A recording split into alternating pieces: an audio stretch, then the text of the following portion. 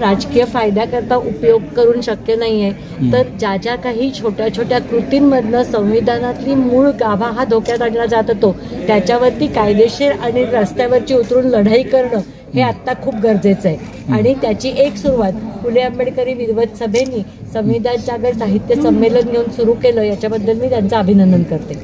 राज्यामध्ये ठिकठिकाणी करणार का? हो, राज्यामध्ये ठिकठिकाणी हे होणार आहे. बरं, ठीक आहे.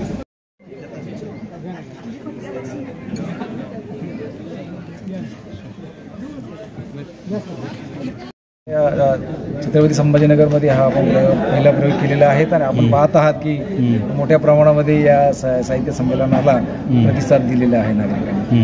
आणि आता वरिष्ठांचे आदेश असेल तर त्या पद्धतीने आपण संपूर्ण महाराष्ट्रात किंवा मराठवाड्यापुरतं जे काय असेल तर वरिष्ठांचे ज्या पद्धतीने आदेश येतील त्या पद्धतीने आपल्याला पुढं आपली रणनीती ठरवता येईल. या संविधान विधानसभामध्ये काय भूमिका राहणार आहे? येणाऱ्या विधानसभेमध्ये आता तो नेते जे ठरवतील तेच आपल्याला मान्य असेल. आता आपण राजकीय भाषा करणार नाही, कारण आपण संविधान जागर साहित्य संमेलनाचं आयोजन केलेलं आहे. संविधान साहित्य संमेलनाच्या संदर्भात जर आपण मला विचारलं तर मी तेच माझा प्रश्न होता की संविधान साहित्य संमेलनाला की जे संविधानाची सुरक्षा केली पाहिजे सरकार कुणाचं असेल पण संविधानाला ज्यांनी प्राधान्य दिलं पाहिजे, लोकशाही जिवंत राहिली पाहिजे, माणूस लोकांचे हक्क अधिकार टिकले पाहिजे, या पद्धतीनं सरकार असेल तर हरकत नाही. संविधान जागर म्हणजे कशा प्रकारे जागरण केले जात आहे?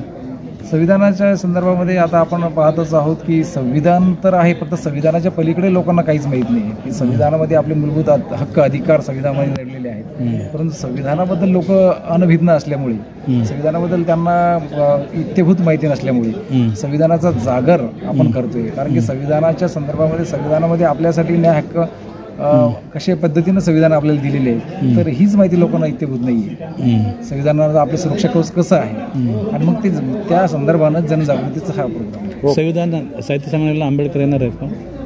हो, साहेब येत आहेत. साहेब 4 ते 5 वाजेपर्यंत या ठिकाणी येतील. साहेबांनी समर्पण आहोत. ठीक आहे. आपण पाहत आहोत की आवाज येईल ना? हो. आपण पाहत आहोत की गेले 2014 पासून संविधान धोक्यात आहे, संविधान धोक्यात आहे. ही जी लोकांची घोषणा आहे किंवा ही लोकांची एक मनामध्ये एक प्रकारची जी भीती आहे, तर ते आपण पाहतो की गेले 2014 पासून सर्वसामान्य स्त्री असेल, पुरुष असेल, तरुण असेल, वृद्ध असेल, तो स्वतःला या देशामध्ये सुरक्षित समजत नाही. याचं कारण असे आहे की जातीय शक्तींनी धर्मांध शक्तीने जे तोंड वरती काढलेलं आहे, जे डोकं वरती काढलेलं आहे, तर ते संविधानावर घाला घालण्याचा प्रयत्न हे लोक करत आहेत.